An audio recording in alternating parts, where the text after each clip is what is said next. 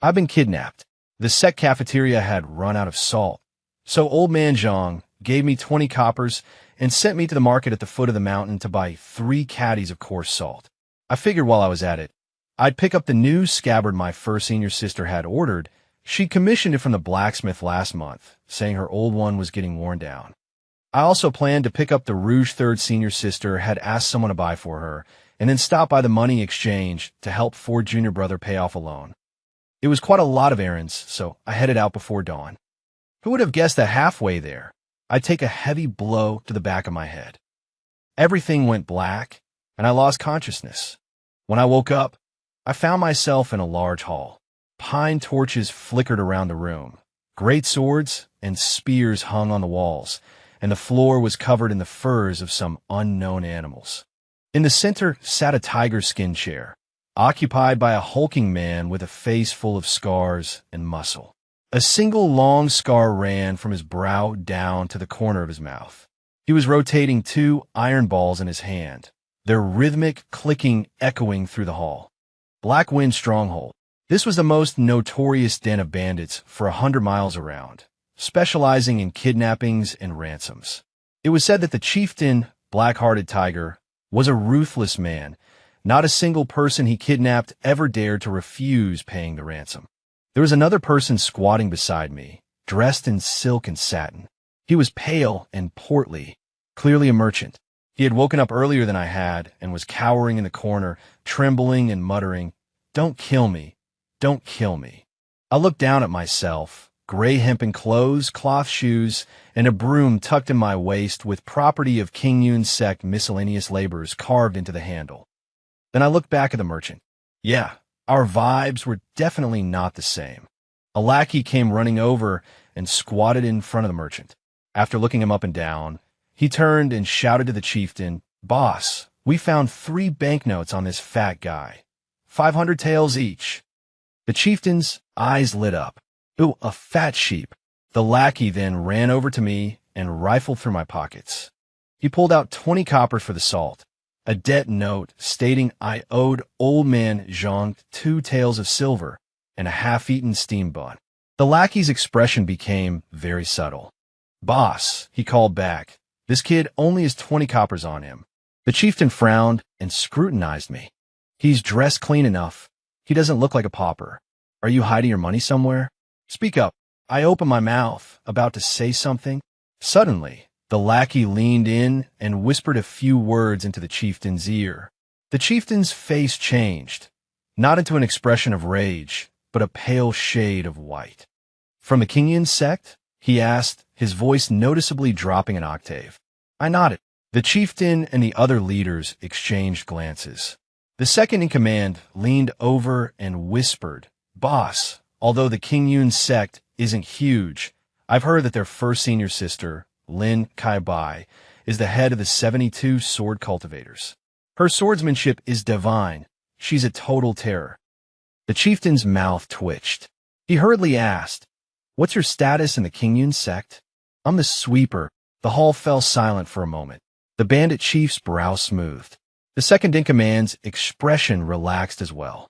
Several lackeys looked at one another, and some even burst out laughing. "A sweeper?" The chief leaned back in his chair and crossed his legs. "So he's just a sweeper." The second-in-command laughed too. "Damn it, gave me a scare too. After all that, he's just a handyman. A nobody like this. Nobody would even notice if he went missing." The chief nodded, the tension on his face vanishing as he reverted to his usual ferocious self. He waved a hand dismissively. "Fine, lock him up for now. We'll deal with him after we finish with the fat guy. No point wasting time on a sweeper." The lackeys broke into a roar of laughter. Someone shouted, "Chief, why not just toss him into the ravine? Save us some food." Another chimed in, "Wait, keep him around for labor. Look at his build. He should be decent at hauling stuff." I crouched on the floor, saying nothing. The merchant beside me gave me a sympathetic look. The chief stood up and walked over to me, looking down from his height. A mocking smile played on his scarred face. "Kid, don't blame me. Blame your own bad luck. Why would a floor sweeper go out in such clean clothes? My men thought you were some wealthy lord." I looked down at my clothes. They were indeed clean. third senior sister had washed them for me the day before yesterday and even scented them with osmanthus. All right, take him away. The chief turned to walk back, but before he could finish his sentence, report. A lackey came scrambling in on all fours, looking like he'd seen a ghost. His lips trembled so much he could barely get the words out. BBBB, boss. The chief frowned. What's the panic? Is the sky falling? The lackey pointed out the window, his finger shaking like a leaf. Down the mountain, down the mountain. What happened down the mountain? The Azure Cloud sect is here. The chief's expression darkened. He strode to the window and looked out, then he froze. He froze for a long time. So long that the second-in-command couldn't help but lean in and ask, Chief, how many people from the Azure Cloud sect came? The chief didn't say a word. His face turned from white to blue, then from blue to green, finally settling on a hue I had never seen on a living person before. It looks like they all came. His voice sounded like he was being strangled. What do you mean they all came? I mean, the sect master, the elders, every single inner and outer disciple. They're all here. Below the mountain was a dense, dark mass of people. In the front row, 72 sword cultivators stood in formation. The eldest senior sister stood at the very front, dressed in white, her long hair tied in a ponytail. Her long sword was drawn 3 inches from its sheath, its sword light soaring into the sky. She said nothing, merely standing there, her calm gaze fixed upon the mountain fortress gate. Yet that calmness was more terrifying than any threat. In the middle row, 36 alchemists stood in formation. Each held a cluster of spiritual fire in their palm. The shimmering flames joined together, dyeing the mountainside a deep red.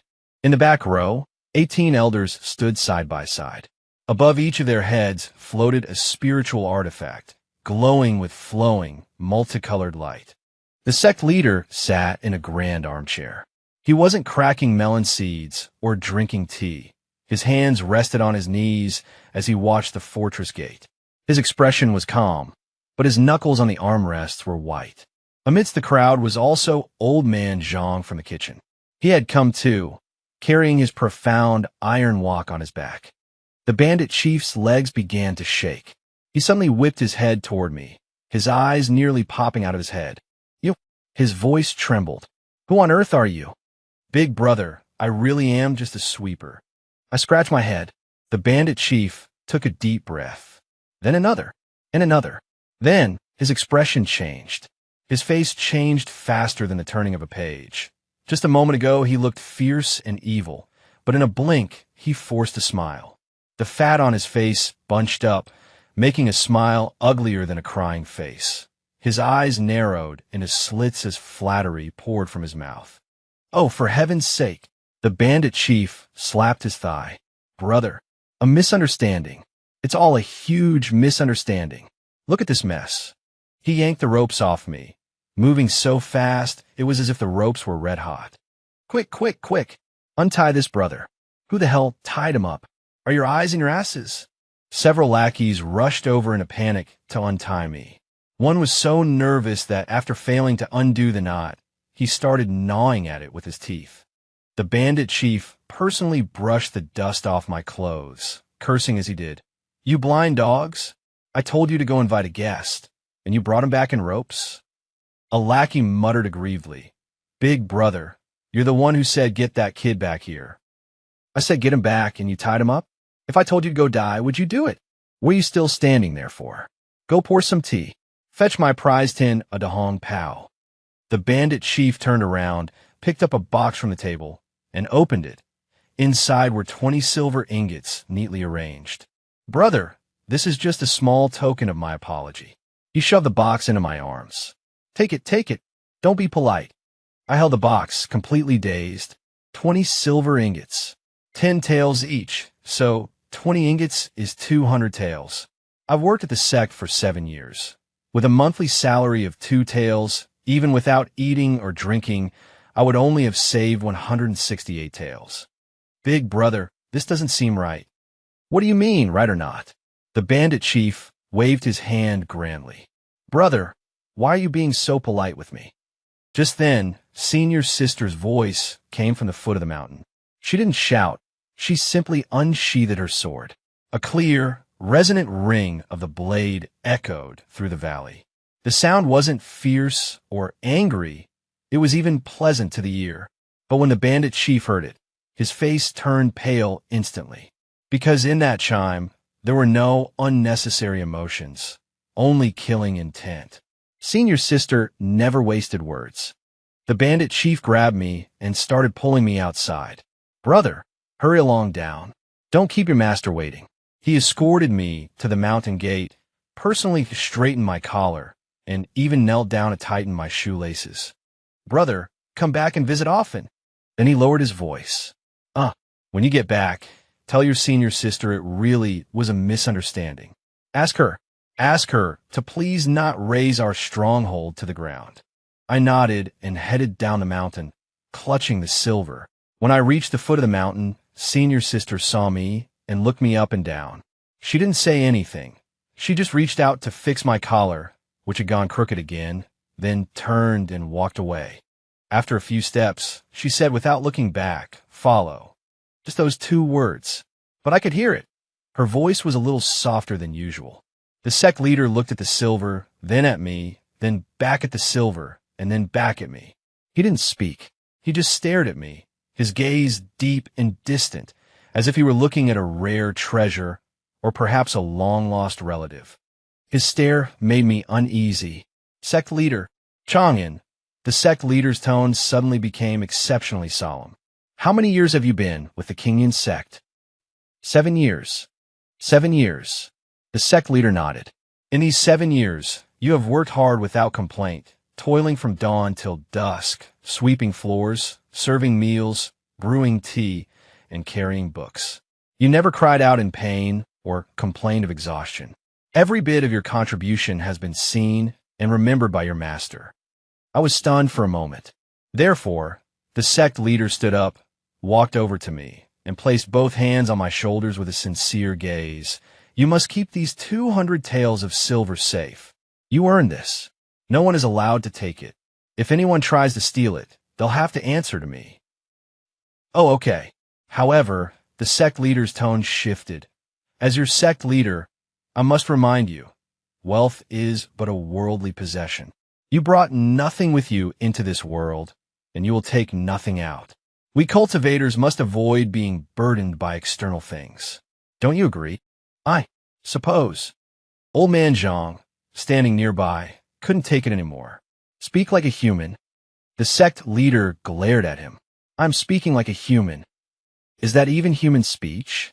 What you're really saying is, I'm eyeing your 200 taels of silver, but I'm too embarrassed to ask for it directly, so I'm trying to swindle you out of it in a roundabout way."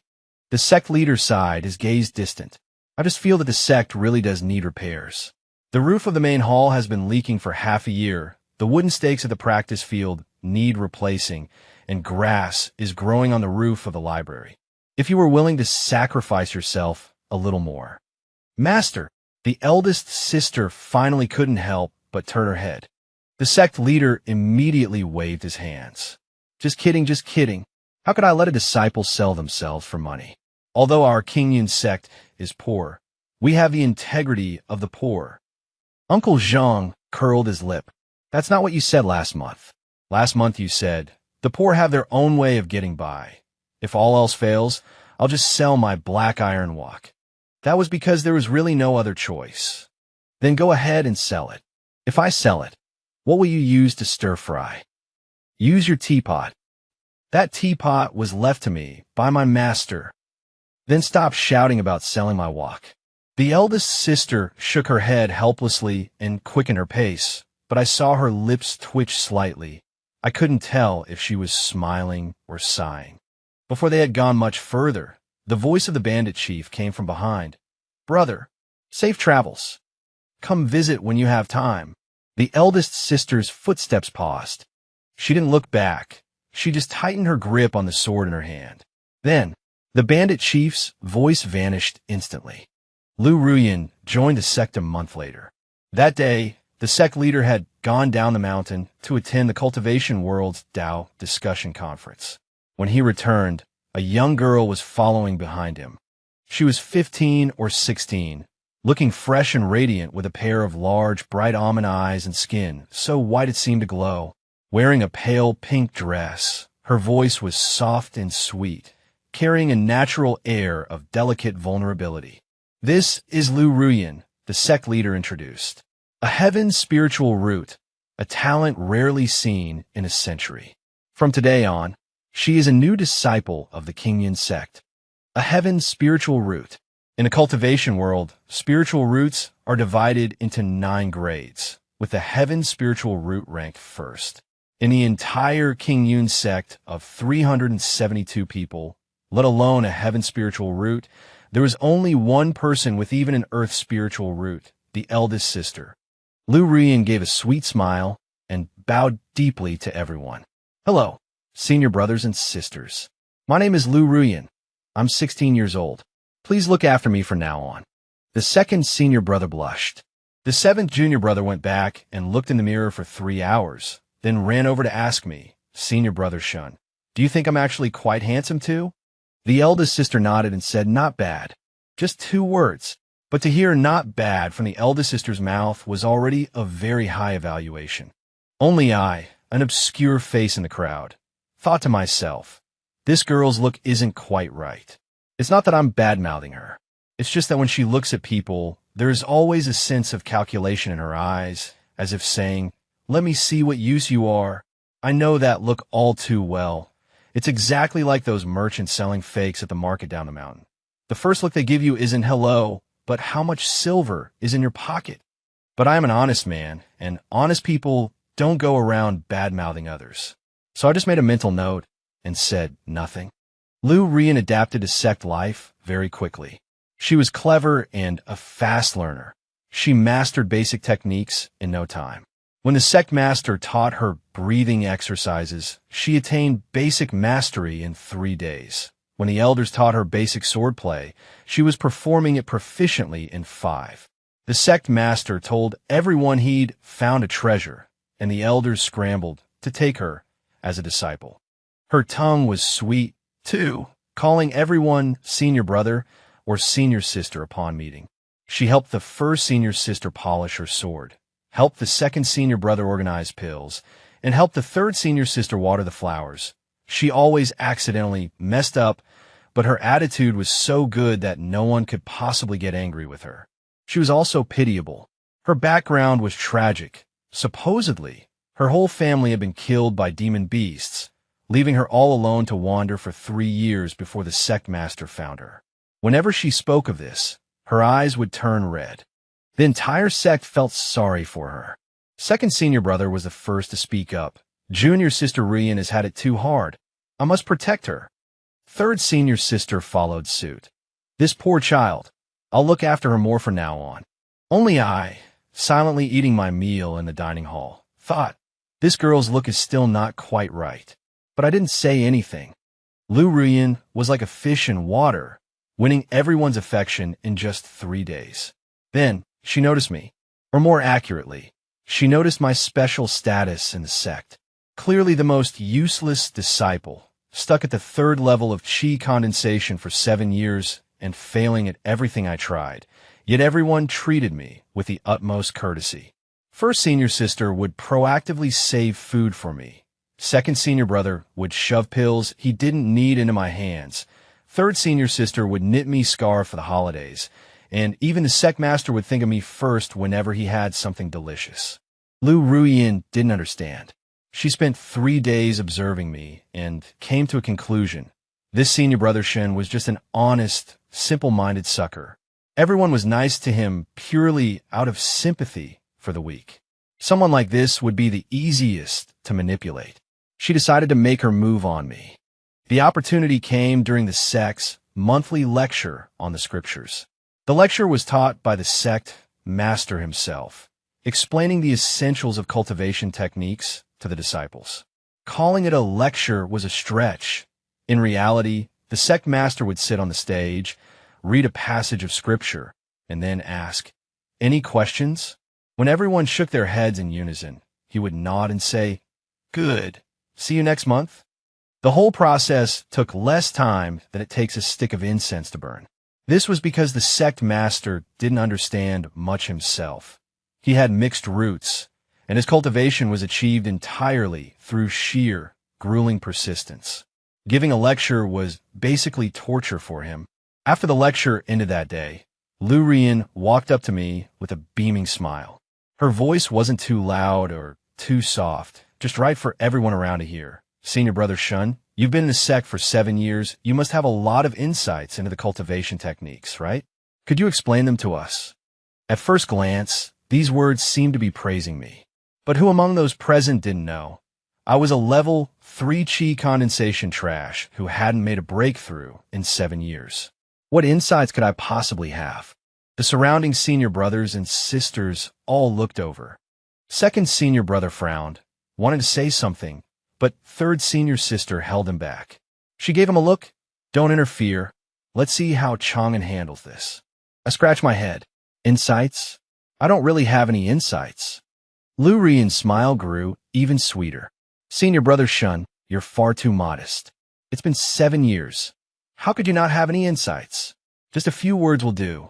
When she said, just a few words, her tone carried an air of anticipation, as if saying, I'd like to see exactly what you can come up with.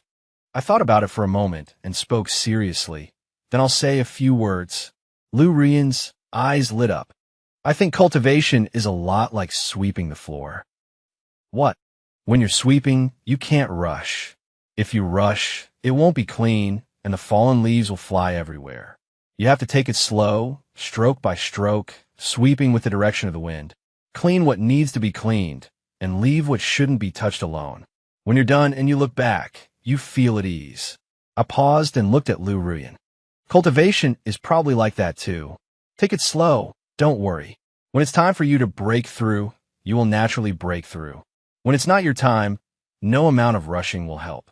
Having said my piece, I picked up my broom and continued sweeping. The surroundings fell silent for a moment.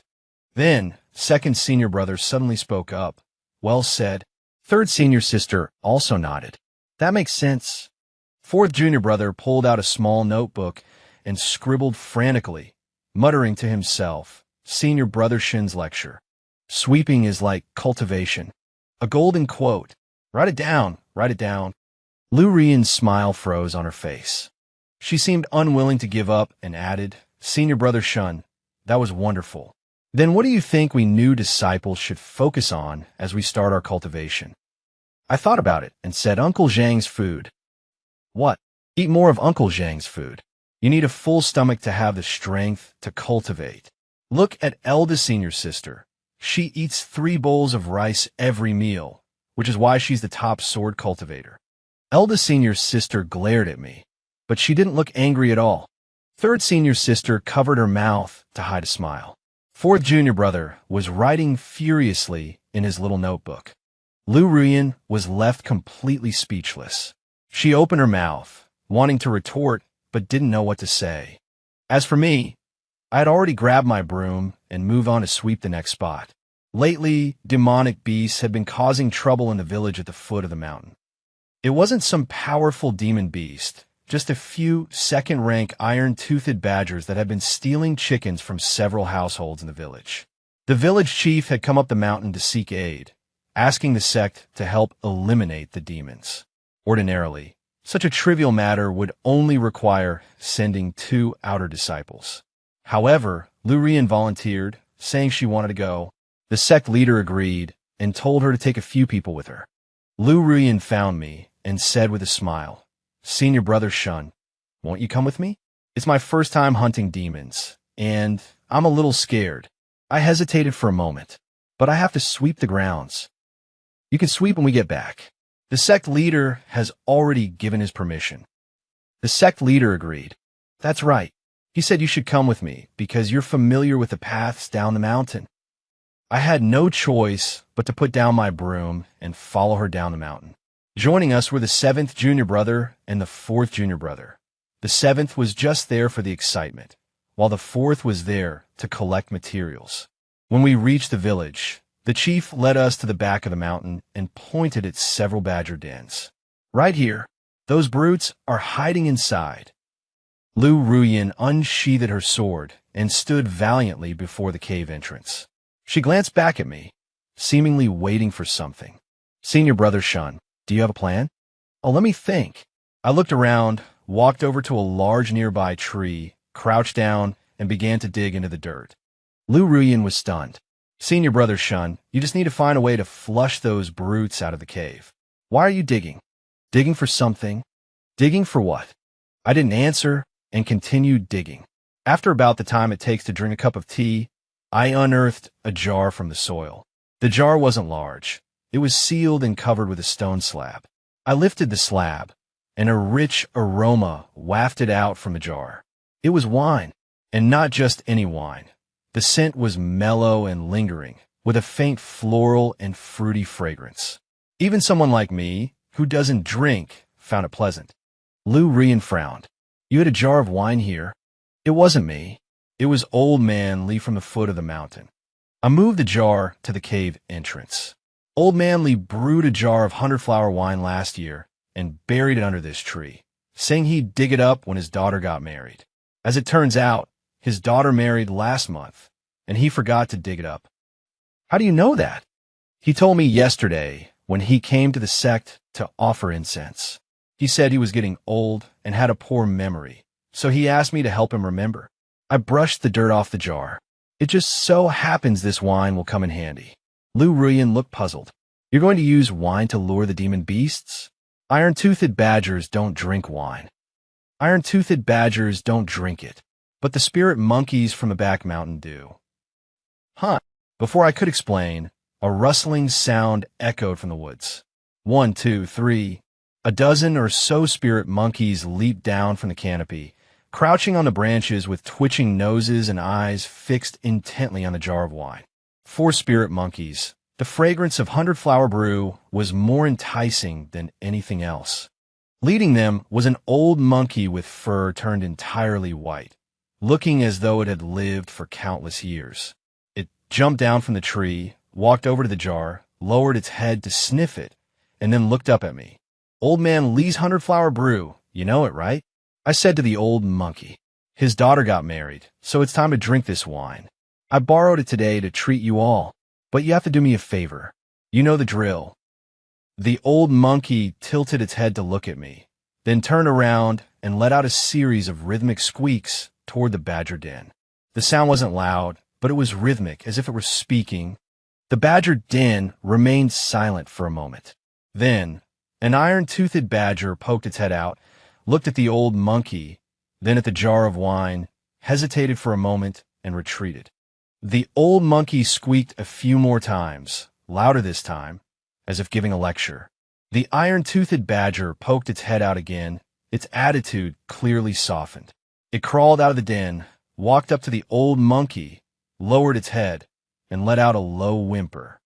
The old monkey reached out its paw and gave it a slap on the forehead.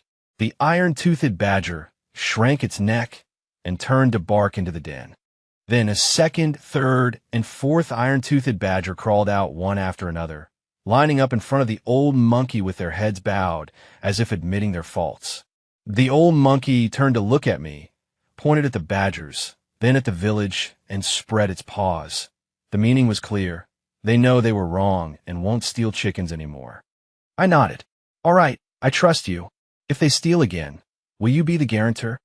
The old monkey patted its chest and squeaked twice, as if to say, leave it to me. It then turned back to the badgers and let out another round of scolding squeaks. The badgers kept their heads low, tails tucked tightly, each more submissive than the last. Once the lecture was over, the old monkey hugged the wine jar, waved a paw at me, and slipped back into the woods. The dozen or so spirit monkeys followed behind, hopping and skipping away. Lu Ruyin stood to the side, sword raised, her entire body frozen.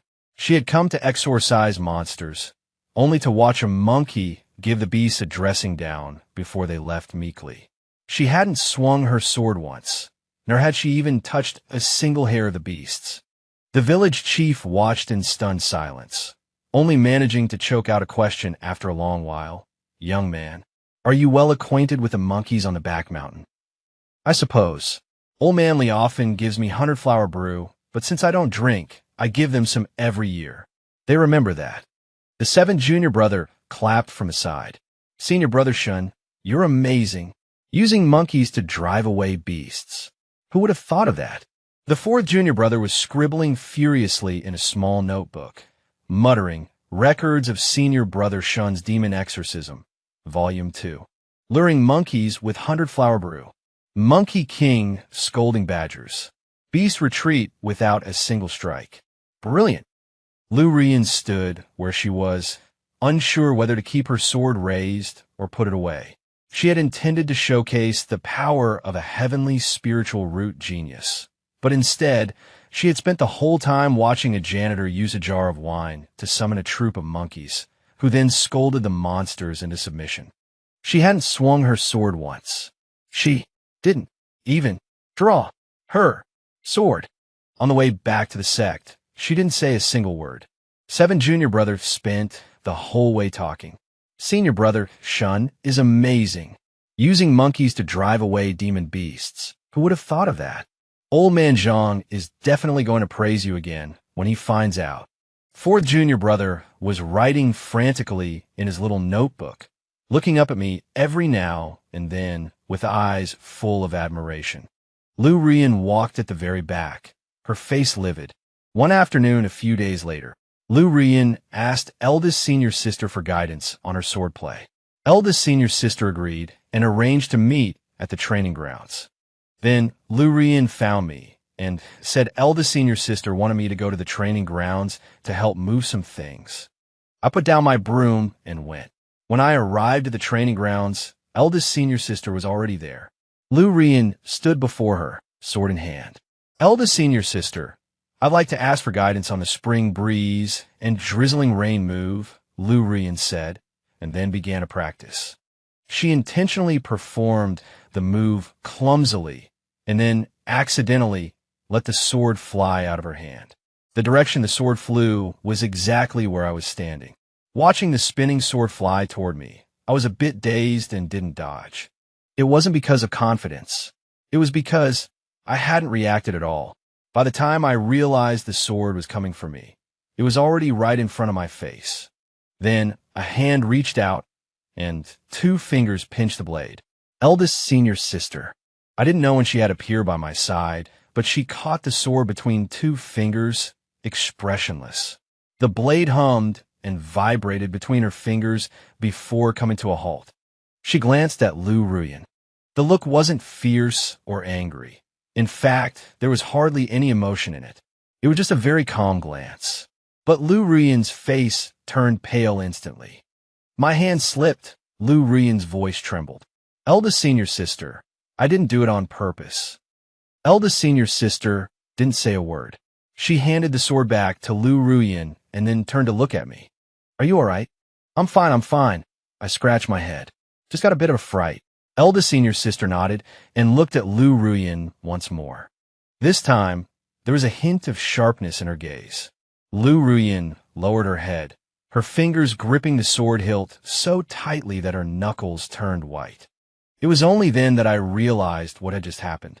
I looked at Lu Rian, then at eldest senior sister, and after a moment's hesitation said, Junior sister Lu, you should be more careful when you're practicing your swordplay. It's dangerous for the sword to go flying like that. 7 junior brother did the same thing once, and it nearly hit old man Zhang's cooking pot. Old man Zhang chased him around and cursed him out for 3 whole days. Lu Rian looked up at me with a very complicated expression. Over the next few days, Lu Rian quieted down quite a bit. But she didn't seem to have given up. During another sect dinner, Lu Rian said in a cloyingly sweet voice, Senior brother Shun is really so amazing even though his cultivation isn't high. He's so popular everyone in the whole sect likes him. Unlike me, she sighed, my cultivation is okay, but I'm so lonely no one is ever truly kind to me. The table fell silent for a moment. Eldest senior sister put down her chopsticks and glanced at Lu Rian. This time, her gaze held an extra layer of meaning compared to the one of the training grounds. It wasn't anger or a reprimand, but a sort of seeing through you calm. Lu Ruyan flinched under the gaze, but she forced a smile anyway. Elda Senior's sister didn't say a single word. She simply withdrew her gaze and continued eating. But sometimes silence is more frightening than words. Second senior brother put down his chopsticks and said 3 words, "Enough is enough." Third senior sister followed up, "Junior brother is a good person and doesn't hold things against you. But you can't keep bullying him just because he's a pushover." Fourth junior brother looked up from his rice bowl and chimed in, "Now that you mention it, junior sister Lu has been here for months and hasn't done a single thing for anyone, has she?" Senior brother Shin started helping people move things on his very first day. Lu Ruyan's face turned pale. I sighed. Forget it, forget it. Maybe junior sister Lu is just bad with words. Let's eat. The braised pork old man Zhang made today is delicious. Third senior sister glared at me. All you ever do is play the nice guy. I gave a sheepish laugh and didn't respond. Lu Ruyan kept her head down and said nothing.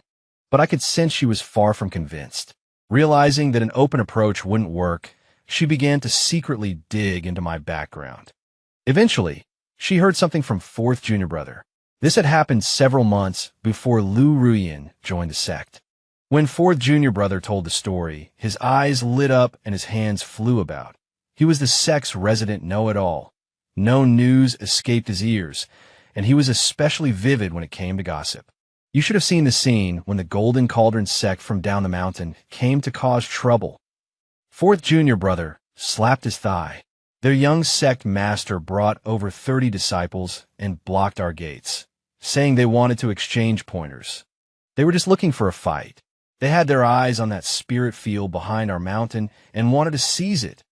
Lu Ruyan frowned, and then the sect leader went out to handle it. But the young sect master didn't give him any face at all. He said right in front of everyone, "Your Kingyun sect is just a third-rate little outfit. It's a waste for you to occupy such a good spirit field. You might as well hand it over." The sect leader's face turned green with rage, but they had the higher cultivation. That young sect master was already at the peak of foundation establishment. Aside from eldest senior sister, no one on our side could beat him. What about eldest senior sister? Eldest senior sister wasn't there that day. She had gone down the mountain on business. Isn't that a coincidence? The Jinding sect specifically chose a time when she was away. They obviously came prepared. Lu Ruyan's heart skipped a beat. Then what happened? Right at that moment, senior brother Shun stepped forward. Him, at the 3rd level of Qi refinement. Exactly. He walked out carrying a pot of tea, poured a cup for the young sect leader of the Jinding sect, and said, "Young sect leader has come from afar. Have a cup of tea and rest your feet." Lu Ruyan was stunned. What good would that do? Listen to me. Fourth junior brother's eyes sparkled. The young sect leader laughed right then and there, saying, "Is your Kingyun sect out of people? You sent a sweeper out." Senior brother Shun didn't get angry either. He just said, "Our sect leader said the matter of the spirit fields can be discussed, but today is really not the time. Eldest senior sister is away, and we cannot make the decision. How about you come back another day?" Would the young sect leader listen to him? Of course not. The young sect leader smashed the teacup and said, "If you don't hand over the spirit fields today, I will level your Kingyun sect." Lu Ruyan asked tensely. And then senior brother Shin said one thing. What did he say?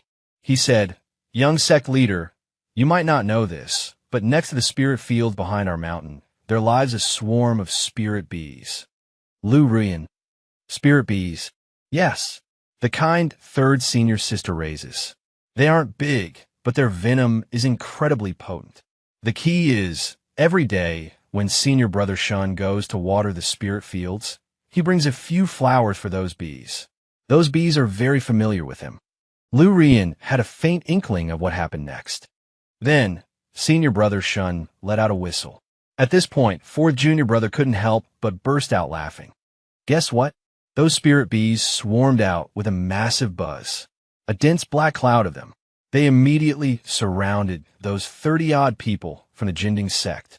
In an instant, the young sect leader's face neck, and the backs of his hands were stung over a dozen times. He swelled up like a pig's head. Lu Rian's mouth hung open. That lot from a Jinding sect were scared out of their wits and fled in a panic. The young sect leader even tripped while running and rolled down the mountain. Literally rolled like a ball, tumbling all the way down. Lu Rian couldn't close her mouth. The Jinding sect never came back to cause trouble after that. I heard that after the young sect leader returned, his face was swollen for half a month. Even his own mother didn't recognize him.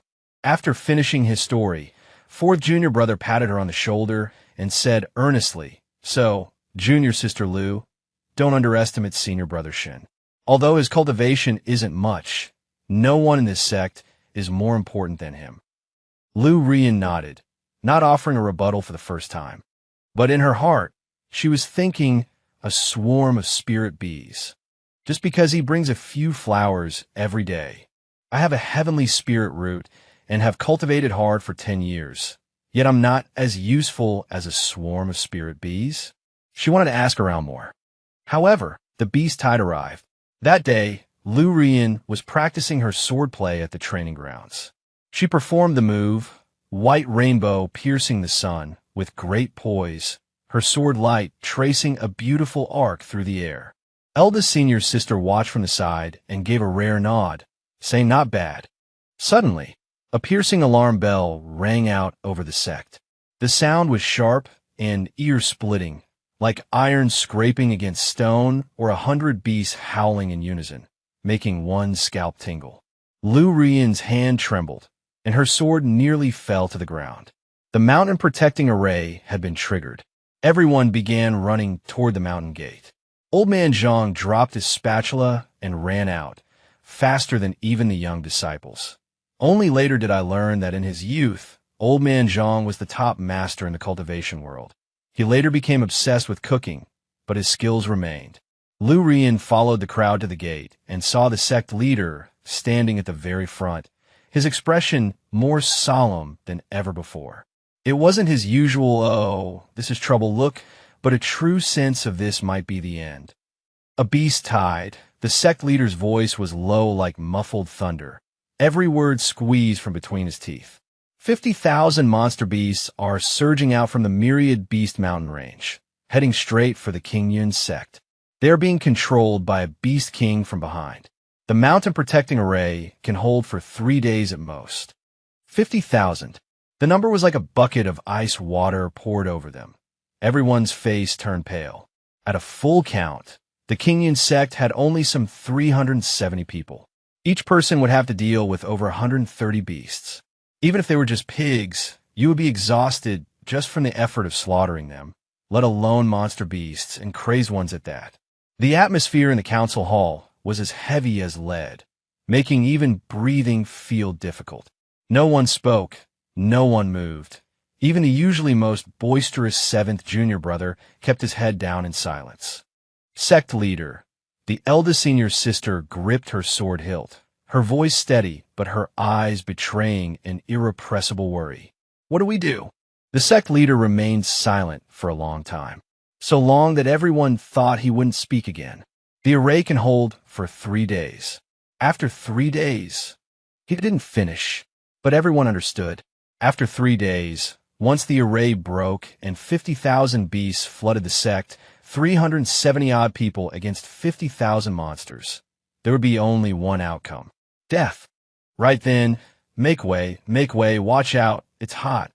A voice came from the doorway, as relaxed as if they were shopping at a vegetable market. I walked in carrying a tray piled high with things, walking at an unhurried pace with that simple-minded smile on my face that she hated most. On the tray were the sect leader's tea, the eldest senior sister's throat lozenges, the second senior brother's medicinal patches, the third senior sister's handkerchief, the fourth junior brother's knee pads. "Sect leader, your tea. This year's fresh harvest. I steeped it a bit longer on purpose. I know you like it strong." "Eldest senior sister, your throat lozenges. Mint-flavored, very cooling. You've been talking a lot lately. Your throat must be uncomfortable, right?" "Second senior brother, your patches. Your back is bothering you. You should sit less and stand more. Don't always hunch in your chair. It's bad for your lumbar spine. Third senior sister, your handkerchief. I washed it for you and scented it with osmanthus, your favorite scent. Fourth junior brother.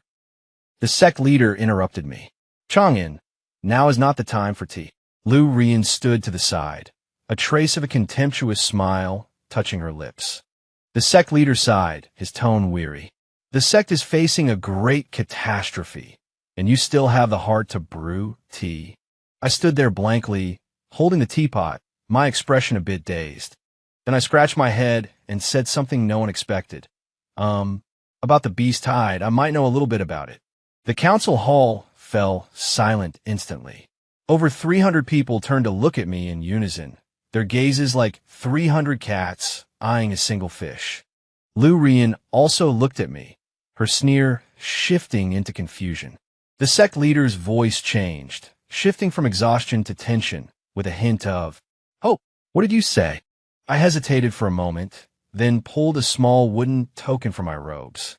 It was palm-sized and crudely made, with rough edges and splinters, as if it had been haphazardly carved from some rotten wood. A crooked character was carved onto it. Fox. Beside it was a hand-drawn heart. It was pink, but the pigment seemed cheap. The color was fading, and one corner of the heart was smudged. The council hall was silent for a full 3 seconds.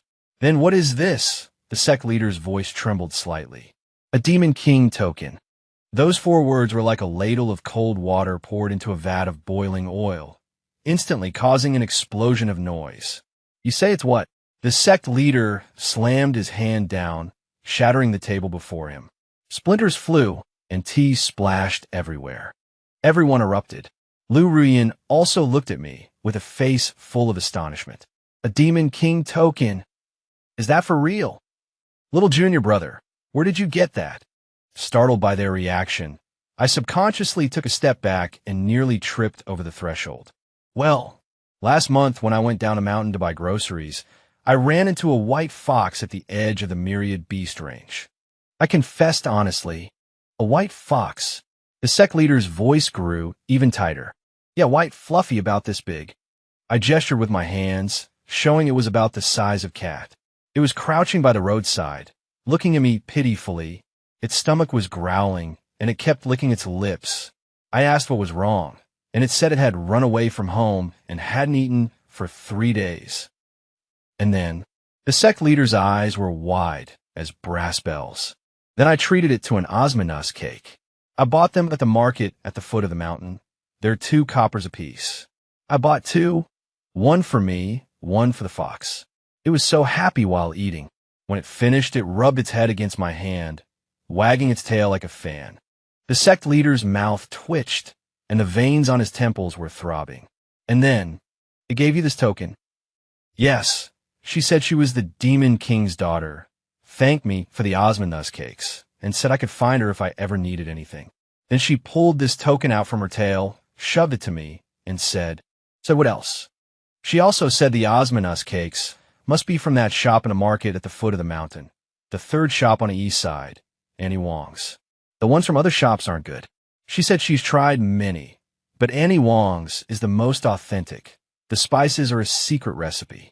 The council hall fell silent for a full 10 seconds. Out of over 300 people, not a single one spoke. Lu Rian stood in the corner, her mouth still hanging open. The sect leader took a deep breath, then another, and then another. I felt like he was about to suffer from oxygen deprivation. So, what you're saying is, the Demon King's daughter ran away from home, was starving on the side of the road, and was bribed by you with a piece of osmanthus cake. I corrected him. 2 pieces. I ate 1 too. I couldn't just let the little girl watch me eat. That would be rude. Fine, 2 pieces of osmanthus cake. The sect leader rubbed his temples as if he had a splitting headache. And then she gave you a Demon King token and said you could look for her if you needed help. Right. Which means you've had a trump card in your possession that can mobilize the Demon King's power, and you've been carrying it in your pocket this whole time without saying a word until now. I scratched my head sheepishly. I just thought it was a voice transmission talisman left by a little girl, so I didn't think much of it. Besides, the token is too ugly. I was embarrassed to take it out. Look at this craftsmanship. It's humiliating to show in public. The sect leader looked at me with an expression as complex as if he were staring at a monster that had popped out of a crack in a rock. The corner of his mouth twitched several times. My eldest senior sister and the others were completely stunned. Listening from the side, Lu Rian's expression became increasingly colorful and complex. The sect leader took a deep breath. Try calling her. Now, right now. I picked up the token, cleared my throat, and shouted into it 3 times, Xiao bai, Xiao bai, Xiao bai. The token flickered, emitting a faint light. Then nothing happened. After waiting a moment, there was still no response. The sect leader frowned. Did she not hear it? Is the transmission broken?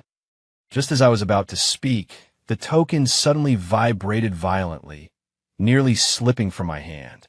A shrill, thin voice came from within, thick with irritability, sounding like someone who had been jolted awake from a sweet dream. Who is it? Why all the shouting in broad daylight? Don't you know this fox needs her afternoon nap? Disturbing a fox's dreams. You'll get struck by lightning, you know. I was startled by the voice, and the token almost fell to the floor. Xiao bai, it's me. 2 seconds of silence. Then, Osman Cake, big brother. That voice instantly shifted from grumpy to ecstatic, jumping up an octave. It made my ears buzz, and even the windows of the council chamber rattled. Lu Rian was so startled by the sound that she took a step back. Osman Cake, brother. Why are you calling me?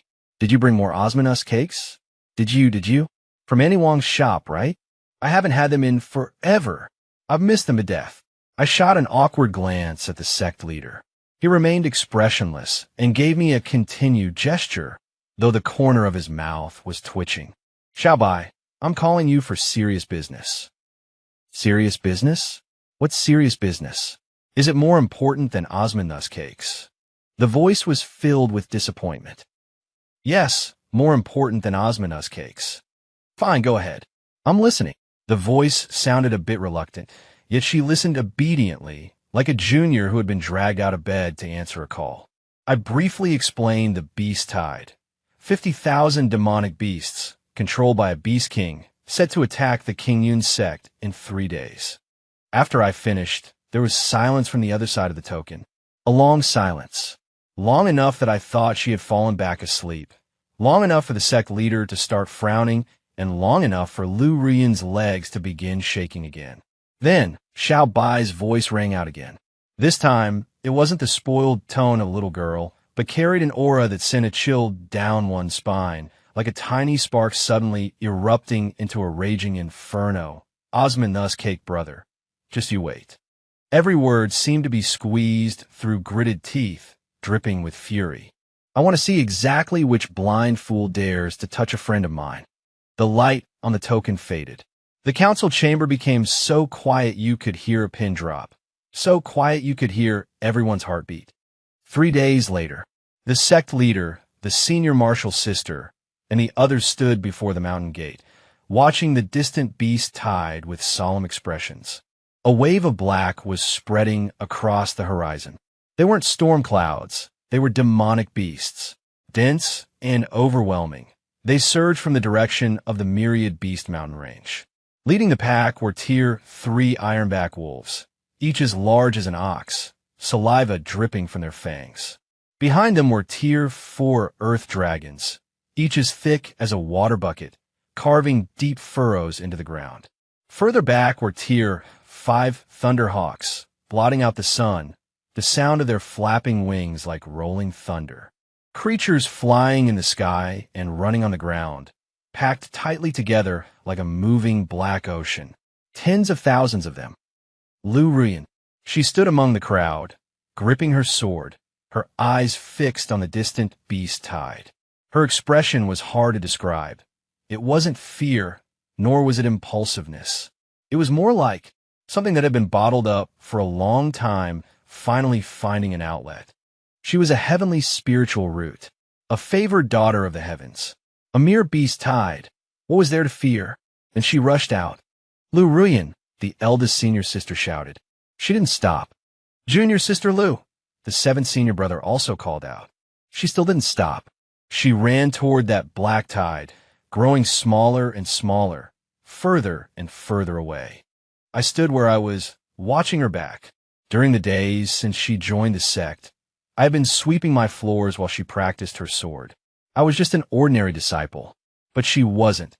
She possessed a heavenly spirit root, a genius rarely seen in a century.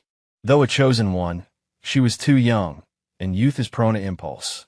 And so, she wanted to prove herself. I could understand. It was just that. There were tens of thousands of monsters on the other side. Courage and talent alone were not enough. By the time I snapped out of it, she had charged into the monster tide. The first ironback wolf pounced, and her sword drew an arc. The wolf fell. The second, the third, the fourth. She was fast, so fast that the monsters fell before they could even react. 7, 8, 9. Her clothes were torn, and her arms were covered in blood, but she didn't stop. I shouted in my heart, "Stop trying to be a hero. Come back." She couldn't hear me. Then I saw those eyes. Golden cold and massive. A giant fox with gray fur emerged from the depths of the monster tide, its body like a small mountain.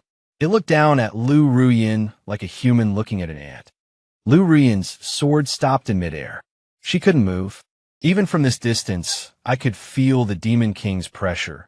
It was like a mountain pressing down, making it difficult even to breathe. Several junior brothers beside me were nearly forced to their knees by the weight. Lu Ruyin was still standing, but the Demon King had already raised its claw. In that moment, my mind was blank. I didn't know what I could do. I was only at the third level of chi condensation. I couldn't even hold a sword steadily. Rushing forward would only be suicide. I could do nothing. I just stood there, watching that claw strike down. The sect leader was about to act. Just then, a flash of white light streaked past. Lu Ruyin was sent flying, rolling several times on the ground. A white fox stood before her, tiny, about the size of a cat, spreading its short front legs and looking up at the Demon King. The Demon King's claw stopped midair. White fur fluttered in the wind like a clump of snow. Around its neck was a small pink bib embroidered with a few little flowers and a crookedly written character. Fox. Several lines were written on the bib in a clumsy scrawl, as if written with paws. King's sect is my friend's home. If anyone dares touch it, I'll get angry with them. It was Xiao Bai. Lu Ruyin was stunned. Are you my Osmanus Cake Brothers friend? Xiao Bai tilted her head and looked at Lu Ruyin. Lu Ruyin leaned against a tree trunk, covered in blood, the pain making her vision turn black. Hearing the question, her mouth moved. She wanted to say no. She had barely spoken a few words to Shin Changjin. So how could they be friends? But she didn't say it. It wasn't that she didn't want to. She was in too much pain to speak. Xiao Bai waited for 2 seconds. When no answer came, she blinked and nodded. Silence means yes. Daddy, you're not allowed to hit my friend. Friend? The Demon King was deeply displeased. Yes, she's Osmanus Cake Brothers' friend. That means she's my friend. Xiao Bai stood with her paws on her hips. Daddy, you can't hit her. The Demon King fell silent. The claw slowly retracted. I heard someone beside me let out a long sigh of relief. I didn't know who it was, but it wasn't me. I hadn't caught my breath yet. It wasn't from fear. It was just that, a moment ago, I really thought she was going to die. Quick! Eldest senior sister's voice exploded beside me. Go bring her back. Several fellow disciples rushed out immediately. When Lu Ruyin was helped back, she was covered in blood, her clothes torn in several places, and her face as pale as paper. But she didn't cry or scream in pain. She just gritted her teeth and walked back step by step. As she was brought back to the mountain gate, she lifted her head and looked at me. Just one look. I remember that look for a long time. It wasn't gratitude. It wasn't grievance. It wasn't the relief of surviving a disaster. It was resentment. It was rage. It was that specific brand of indignation that said, I don't need anyone to save me, and I certainly don't want to owe you a favor. She didn't say a word. She didn't even slow her pace as she walked past me. But I saw it. Her knuckles were white from how hard she was gripping her sword hilt. It wasn't me she hated. She hated her own weakness. I stood there and watched her limp away into the distance, unsure of what to say. Ahead, the Demon King looked down at Xiao Bai, his golden eyes full of exasperation and a hint of, "Doty, daughter, do you have any idea what you're doing?" Xiao Bai looked up at her father, refusing to back down, her little paws planted on her hips. "I do. I'm protecting my friend." Friend. The Demon King's gaze swept across everyone from the Kingyun sect. His eyes were like twin abysses. Everyone felt as if they were being seen through. Finally, his gaze landed on me, him, that kid at the third level of chi refinement. Xiaobai nodded, her little head bobbing like a chick pecking at grain. Yes, him. He treated me to Osmanus cakes. From Aunt Wong's shop. They're super delicious. You should try some next time, Dad. Everyone present almost thought they had misheard. The Demon King's daughter was recommending Osmanus cakes to the Demon King. The Demon King looked utterly helpless, his golden eyes fixed on me as if scrutinizing something. Daughter, the Demon King's voice rumbled like thunder. You are the heir to the Demon King, and you're standing against your father single-handedly for the sake of 2 Osmanus cakes. I am not single-handed. Xiaobai corrected him, solemnly counting on her paws. I brought 500 rabbits to cheer for me. They're behind us. They haven't arrived yet. The Demon King's lip twitched. 500 rabbits. Yeah, I trained them for 3 whole days.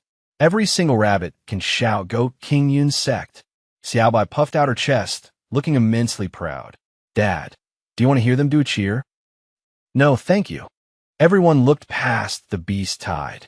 Sure enough, clouds of dust were billowing in the distance as 500 rabbits came hopping along in a neat formation, each waving a small flower in each paw.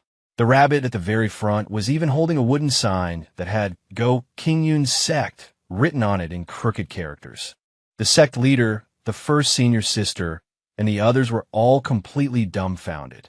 The Demon King's lip twitched again, his golden eyes filled with exasperation. Daughter, can you please act a bit more like the heir to the Demon King?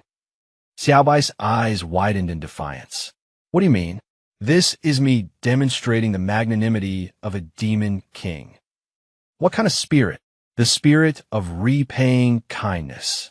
He treated me to Osmanus cakes, so I'm helping him resolve the crisis of the Azure Cloud sect. Isn't this exactly what you meant by repaying a drop of water with a gushing spring? You said it yourself. I remember everything. The Demon King opened his mouth but found himself speechless. Xiaobai continued, her voice growing even louder. Father, why did you start this beast tide? Are you trying to destroy the Azure Cloud sect? The Demon King remained silent. Silence was an admission. I knew it. Xiaobai stomped her feet in anger, her little paws thumping against the ground and kicking up a cloud of dust. Father, how could you do this? The Azure Cloud sect is where my friends live.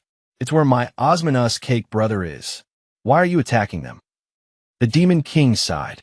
That sigh was like a gale, blowing everyone's hair back. Daughter, this is strategy. The Azure Cloud sect is located at a junction of spiritual energy. If we control this place, our Fox clan can. I'm not listening. I'm not listening. I'm not listening. Xiaobai covered her ears and shook her head like a rattle, her eyes brimming with tears. Anyway, you can't attack the Azure Cloud sect. If you want to attack them, you'll have to go through me first. Father, you promised Mother that after she passed away, you wouldn't go to war anymore. You're breaking your word. You're a liar. No, a fox liar. Why, the Demon King. At that moment, I couldn't help but take a step forward. Eldest senior sister grabbed me, her grip so strong she nearly pulled me over. Have you gone mad too? I want to say a few words to the Demon King. It'll be fine. I gently shook off her hand. Behind me, many of my fellow disciples called out for me to come back, their voices rising and falling. But I didn't look back. The Demon King looked down at me.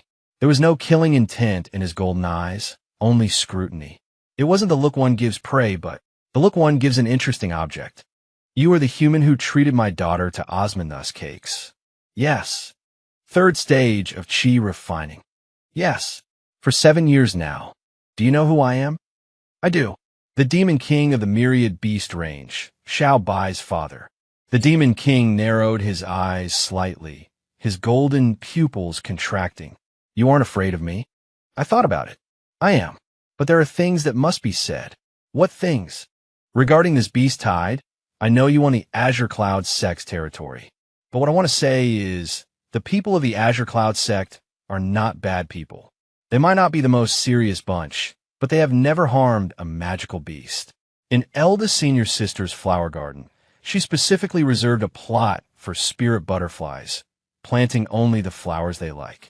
Every time second senior brother sees an injured beast, he helps bandage them and even pays for the medicine out of his own pocket. Third senior sister keeps 3 stray cats, brushing and feeding them every day, treating them like precious treasures. I paused and looked up at the Demon King's massive golden eyes, each one larger than my head. Besides, Xiaobai really loves her sect. Last time she came, she spent the whole afternoon playing with the spirit butterflies in eldest senior sister's flower garden. She was so happy that she rolled around in the flower beads until her fur was covered in pollen. Does she ever have that kind of fun in the Myriad Beast Mountain Range? The Demon King fell silent again. This silence lasted for a very, very long time. So long that I thought he was going to swallow me whole. So long that eldest senior sister's hand had tightened around her sword hilt, and so long that a layer of sweat broke out on the sect leader's forehead. Then the Demon King spoke. Your name is Shinchangen? How did you know? My daughter mumbles it at home every single day. Osmanus cake brother Shinchangen. Osmanus cake brother Shinchangen. My ears have practically grown calluses. She mumbles it while eating. She mumbles it while sleeping. She even mumbles it while she's bathing. I felt a bit embarrassed, and my face turned red. The Demon King let out a sigh. Very well. He turned and let out a long, low howl toward the tide of demonic beasts behind him. The howl was deep and resonant, like an ancient horn. It echoed through the valley for a long time, vibrating so intensely that leaves fell from the trees in clusters. And then, tens of thousands of demonic beasts began to retreat. Like a receding tide, they slowly and orderly vanished into the depths of the Myriad Beast Mountain Range. The iron-backed wolves ran at the front, the earth dragons burrowed into the soil, and the thunder eagles flew back into the mountains. The sky grew bright once more as the sunlight poured down, warm and pleasant. The earth stopped trembling, and peace was restored. The crisis was resolved. The sect leader breathed a sigh of relief. Eldest senior sister and the others finally let their nerves relax as well. The beast tide incident was over, and the entire Qingyan sect returned to its usual tranquility. Lu Ruyin remained quiet for a long time afterward. I knew why. It wasn't that she had had a change of heart, but rather that she was utterly shell-shocked. A level 3 chi refining piece of trash using 2 pieces of Osmanus cake to settle a tide of 50,000 demonic beasts. The impact of such a feat was simply too overwhelming. Since childhood, she had known that the cultivation world was a place where the strong preyed on the weak and strength was everything. But now, a level 3 chi refining loser had traded 2 Osmanus cakes for the friendship of a Demon King's daughter. And that little white fox had even stood up to her own father for his sake. More importantly, she herself had been saved by that same Xiao Bai. It was nothing short of a disgrace. But Lu Ruyin did not admit defeat. After her injuries healed, she began a new round of maneuvers. She went to the sect leader to file a complaint. Sect leader, senior brother Shun. He's bullying me. Lu Ruyin's eyes were rimmed with red, her voice choked with sobs. The sect leader was drinking tea. Hearing this, he set down his teacup, his expression remaining unchanged. Oh, he's isolating me. Everyone in the sect is ignoring me, and it's all because of him. The sect leader thought for a moment, picked up his teacup, and took another sip. Then how do you think this should be handled? Lu Ruyin froze for a moment. She hadn't expected the sect leader to ask her that. I think he should be punished. Punished how? Punish him with confinement? Or dock his monthly stipend? The sect leader nodded and asked again. Then have you ever considered that the reason everyone ignores you might not be because of Chang'an? Lu Rian was stunned. The sect leader stood up and walked to the window. With his back to her, he looked at me as I swept the grounds at the foot of the mountain. Rian, when you first joined the Kingyun sect, what kind of person did you think Chang'an was? Lu Rian hesitated. Although he is very ordinary, he is quite kind to people. He helps everyone with chores, sweeping, serving meals, brewing tea. He is good to everyone. Then why do you think he is good to everyone? Lu Rian could not answer. The sect leader turned around and looked at her. Because he doesn't need a reason. Lu Rian fell silent. The sect leader walked back to the tea table, sat down again, and poured himself another cup of tea. Do you know why I took him in? Lu Rian shook her head. 7 years ago, he was just a teenage boy with mixed spiritual roots of the 5 elements, rejected by several sects. He walked to the gates of the Kingyun sect and asked me, Sect leader, I'm no good at cultivation, but I can sweep, serve meals, and run errands. Could you take me in? The sect leader took a sip of tea. I said yes. And so he stayed. 7 years have passed, and his cultivation is still only at the 3rd level of qi refining. But every single person he has helped remembers him. The sect leader looked at Lu Rian, his gaze calm. Ruyan, you possess the heavenly spiritual root. You are a genius rarely seen in a century, and you will achieve great things in the future. But you must remember one thing. Cultivation can be refined slowly, but the heart must remain upright. Never entertain thoughts of scheming against others.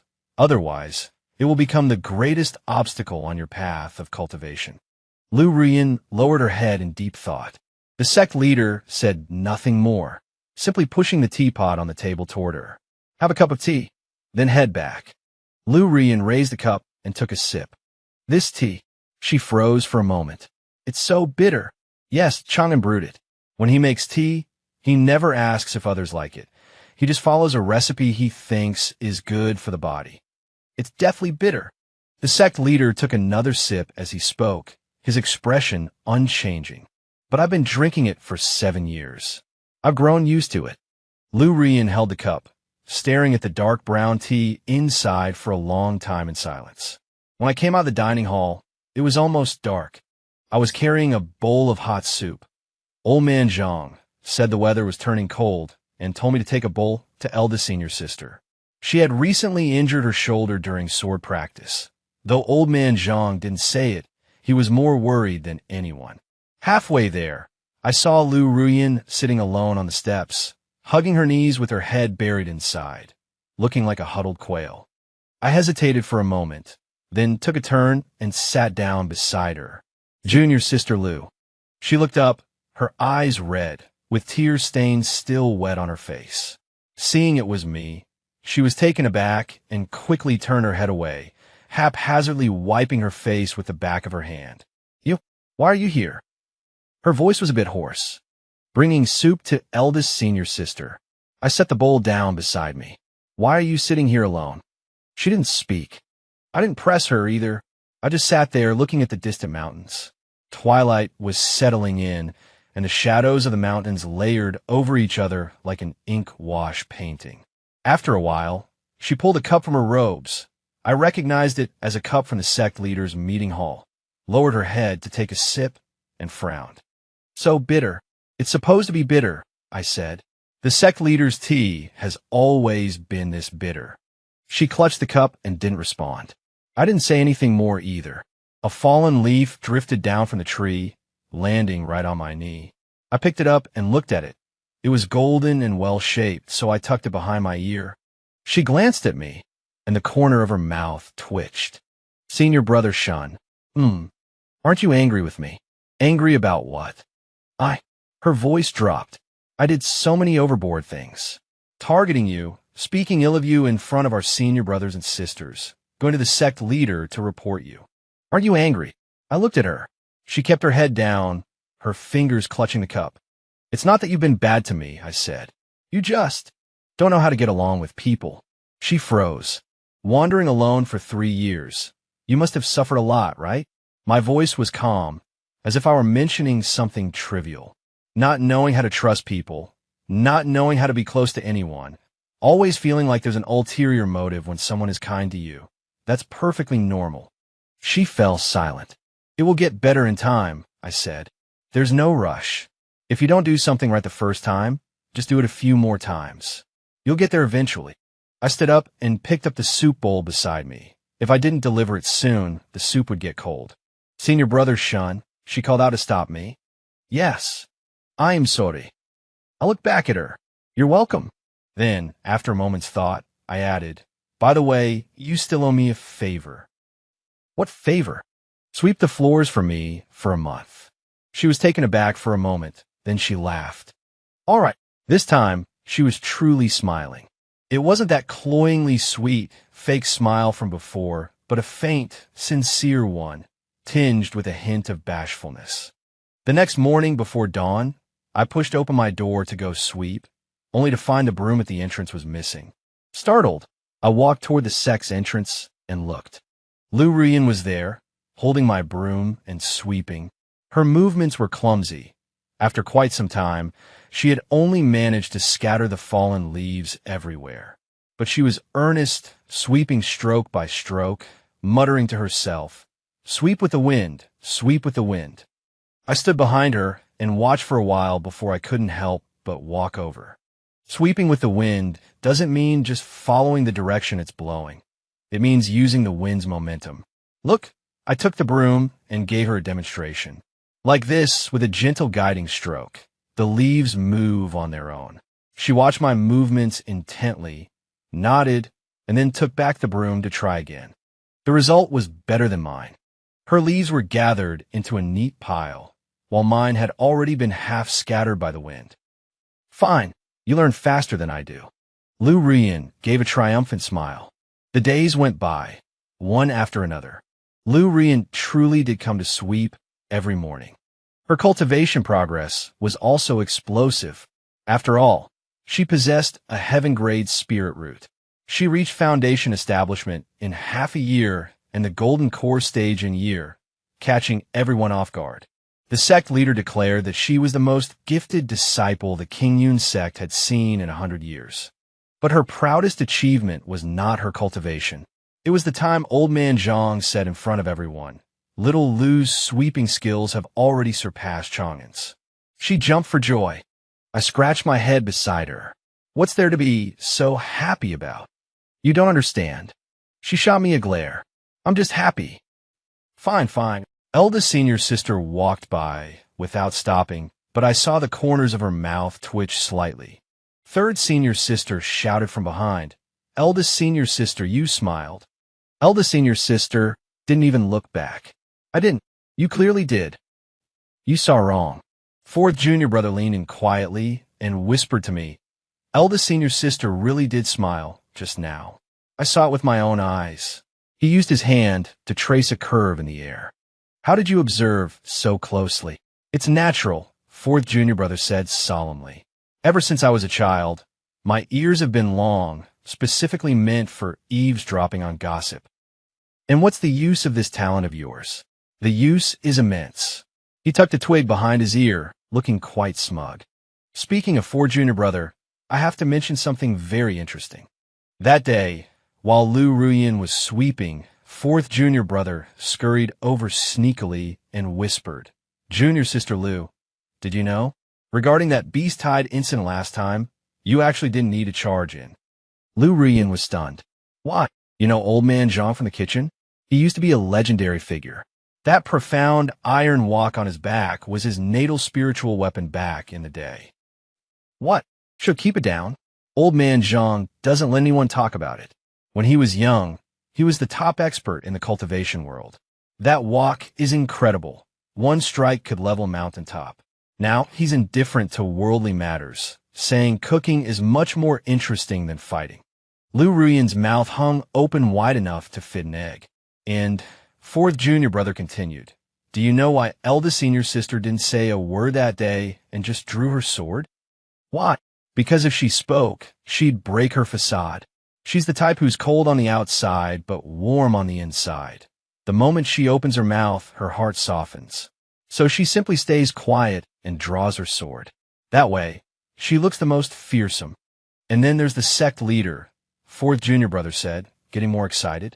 The sect leader looks like he just snacks on melon seeds and drinks tea all day, but he was actually quite an honest and simple man in his youth.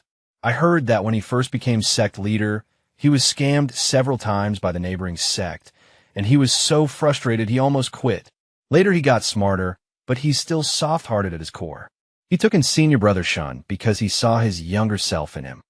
Lu Rian remained silent for a long time. So, everyone in this sect has a story? Of course. Fourth junior brother thought for a moment. Eldest senior sister looks cold, but her heart is the softest. Second senior brother talks little, but every word is to the point. Third senior sister has a sharp tongue, but she's the first to rush in when someone's in trouble. Old man Zhang says he's retired to cook, but when something really happens, his walk is faster than anyone else's. And the sect leader looks like he doesn't care, but in reality, nothing escapes his eyes. What about you? Me? I'm just a runner who gathers information. But I don't dig into these things just to listen to gossip. Then what is it for? The fourth junior brother said solemnly. It's so that whenever the King Yun sect faces a crisis, I can immediately expose everyone's dirty laundry, forcing them to unite as one against the outside world. Lu Rian looked at him, remaining silent for a long time. Aren't you afraid I'll tell others what you've said? The fourth junior brother smiled slightly. You won't. Why? Allow me to keep that a secret for now. Many years later, Lu Rian was now a powerhouse at the nascent soul stage. The potential of her heavenly spirit root had been fully unleashed. Her name resounded like thunder throughout the cultivation world, and every major sect was vying to recruit her. But she went nowhere. She stayed at the King Yun sect. Today, I went down the mountain with her to run an errand. It wasn't anything major. The market at the foot of the mountain had a new batch of broom bristles that were supposedly more durable than the old ones, and I had commissioned someone to order enough for 3 brooms. Lu Ruyin said she happened to be going to buy medicinal pills and that it was on her way. I knew it was just an excuse. As a nascent soul powerhouse, would she really need to descend the mountain in person to buy pills?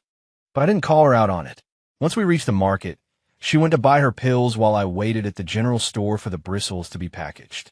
The shopkeeper was slow. I waited for about the time it takes to drink a cup of tea before the items were finally packed. Lugging the 3 bundles of broom bristles, I walked out, intending to wait for her at the entrance of the pharmacy. As I passed an alley, several people stepped out, blocking my path. Oh, isn't this Shan Chang'an of the King Yun sect? I looked up. There were 5 of them. Judging by their attire, they were disciples from a small nearby sect. The strongest was at the early golden core stage, while the rest were at the foundation building stage. I had a vague impression of the leader. His name was Zhao something, and I had seen him once during the last sect conference. Step aside, I said. What's the rush? Zhao something smiled and glanced behind me. Why are you alone today? Where are those senior brothers and sisters who always protect you? I said nothing. Oh, that's right. Only a servant like you would do the grunt work of running errands down the mountain, wouldn't they? He looked around. No one is protecting you today. Perfect. He took a step forward, closing the distance. Shen Chang'an, don't you think you have a lucky life? 3rd level of qi refining. No breakthrough for over a decade. You're a piece of trash, yet the entire King Yun sect treats you like a treasure. Based on what? He spat out the word trash with heavy emphasis. The people behind him followed with laughter and surrounded me. The 5 of them blocked me at the mouth of the alley. There were walls to my left and right, and the back door of the general store behind me was locked. Based on the fact that you know how to sweep floors. Ha ha ha. Tell me, what's the point of you staying at the King Yun sect? To be dead weight. I hoisted my broom and said nothing. I'd heard this kind of talk far too many times over the last decade or so. My ears were callous to it. Zhao, whatever his name was, reached out and patted my face. He didn't use much force, but the gesture was deeply insulting. 1 tap, too. To be honest, someone like you should just leave the sect. You're nothing but a level 3 qi refining waste, just taking up space and wasting resources. You. His hand froze in midair. A hand had reached out from behind him and clamped down on his wrist. Lu Rian's voice came from behind him, soft and preternaturally calm. Who are you calling a waste? Zhao Whatever's face changed instantly. He turned his head stiffly. Lu Ruyan was standing right behind him. I didn't know when she'd returned, but she was still carrying that small cloth bag of medicinal pills. Her expression was flat, devoid of any emotion. Lu Ruyan. Lu Ruyan didn't spare him a glance. She tilted her head and noticed the red marks on my face. The 2 taps he'd given me hadn't been hard, but they'd left a flush. Her gaze shifted. It wasn't anger, but something far colder than anger. Did you hit him? I didn't. I just patted him. Asterisk slap. Asterisk, Zhao Whatever was sent flying. He literally flew from the mouth of the alley all the way to the other end. With a loud thud, he slammed into the wall, slid down, and slumped onto the ground, motionless. Half of his face was swollen like a pig's, and blood leaked from the corner of his mouth. The remaining 4 were stunned, speechless. Lu Rian stood in front of me, staring at them. Their legs were visibly shaking. Kneel. Fui hut. Asterisk, all 4 dropped to their knees in unison, each trying to be faster than the last. Lu Rian walked up to the person closest to her. You were laughing just now. The man was trembling violently, his teeth chattering. I was wrong. What were you wrong about? I shouldn't have laughed. Laughed at what? Laughing at senior brother Shun. Lu Rian nodded. What is his name? The person froze for a moment. What is his name? Lu Rian repeated. Shun Chang'an. Louder. Shun Chang'an. Lu Ruyan turned to look at the other 3. What about you? Do you know what his name is? Shun Chang'an. The 3 scrambled to shout, each louder than the last. Lu Rian said nothing more. She turned and walked over to me. Let's go. I stood in place, glancing at the motionless Zhao something lying at the end of the alley, then at the 4 kneeling on the ground. Junior Sister Lu, is he all right? He won't die? That slap of yours, did you use spiritual power? No. Then how did he fly so far? Lu Ruyan didn't answer. She walked forward without looking back. I followed her. After a few steps, a voice came from behind, trembling and tearful. Senior Sister Lu. We were wrong. We won't dare to do it again. Lu Ruyan didn't look back. I couldn't help but look back. The 4 of them were still kneeling on the ground, not one of them daring to stand up. I turned back and caught up with Lu Ruyan's pace. Junior Sister Lu. MHM. How did you know I was here just now? I couldn't find you after I finished buying the medicine, so I came looking for you. Oh. We walked one after the other up the mountain path. The setting sun was behind us, stretching our shadows long. When we reached the mountain gate, she stopped. Senior brother Shun. Yes. If anyone bullies you again, call for me immediately. Okay. Don't just endure it. Okay. And don't say it's nothing, either. All right. She said no more and walked quickly into the sect grounds. I stood where I was, watching her figure disappear into the twilight, and scratched my head. Then I smiled. Shouldering my broom, I followed her at a leisurely pace. The setting sun dyed everything gold. Upon returning to the gate, I passed the training grounds and saw second senior brother meditating there. He opened his eyes at the sound of my footsteps. What happened to your face? It's nothing, I just scraped it. Second senior brother said nothing. He stood up, walked over to me, and took a look. Ooh, a few disciples from the Golden Cauldron sect. He nodded. I'm going to return my sword. I watched the direction he was heading. It wasn't the sword repository at all. It was toward the mountain gate. He was going to settle the score. Second senior brother. I quickly shouted after him. Junior Sister Lu already taught them a lesson. He didn't look back. That guy was already sent flying. He still didn't look back. Second senior brother, SEC. He walked away. His back was straight, his pace neither fast nor slow, but every step was steady. I stood where I was, not knowing whether to laugh or be worried. On second thought, there didn't seem to be any need for worry. Given second senior brother's temperament, those people at the foot of the mountain would likely be long gone by the time he got there. Watching second senior brother walk away into the distance, I shouldered the broom bristles alone and headed toward the storage room. As I reached the corner, I saw Lu Ruyan standing there. She hadn't gone back to the courtyard. She was leaning against the wall with her arms crossed, as if waiting for someone. Seeing me approach, she straightened up, walked over, and took the 3 bundles of broom bristles from my shoulder again. I can carry them myself. Shut up. She walked forward with the broom bristles on her shoulder. I followed behind her. When we reached the door of the storage room, she leaned them against the wall and turned around to look at me. She looked at me for quite a while. Does your face still hurt? It doesn't hurt anymore. Let me see. She leaned in a little closer. I instinctively took a step back. Don't move. Her fingers touched the red mark on my face, very lightly, as if she were afraid of hurting me. It's red, she said. It'll be fine by tomorrow. She didn't say anything. She pulled a small porcelain bottle from her sleeve, uncorked it, and dabbed a bit of ointment on her fingertip. Don't move. She gently applied the ointment to my face. It felt cool, carrying a faint medicinal fragrance. She applied it with great care, her brow slightly furrowed, as if she were performing some delicate task. I didn't say a word. Neither did she. It was quiet at the door of the storage room, save for the distant hum of the exhaust fan in the cafeteria.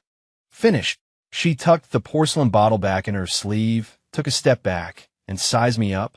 Next time someone tries to slap your face, won't you dodge? I didn't react in time. Remember that for next time. All right. As she turned to leave, I called out, Junior Sister Lu. Thank you. Her footsteps faltered for a moment. No need for thanks. Then, do you still owe me a favor? She turned back and gave me an exasperated glare. I do. Then when will you pay it back? Whenever you need it. Well, I need it right now.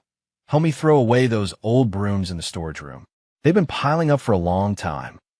She looked at me with a complicated expression.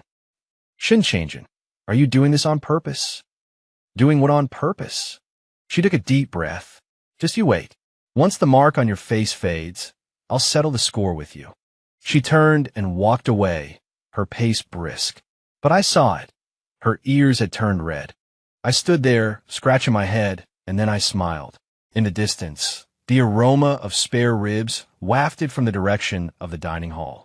Old Man Zhang's voice boomed from inside, full of vigor. Dinner's ready. All of you, get over here right now. I turned toward the dining hall. As I passed the courtyard where Lu Rian lived, the lights were on. She must have already gone inside. I laughed and couldn't help but quicken my pace. Old Man Zhang's spare ribs were a specialty here in our Kingyun sect. They wouldn't be as good once they got cold.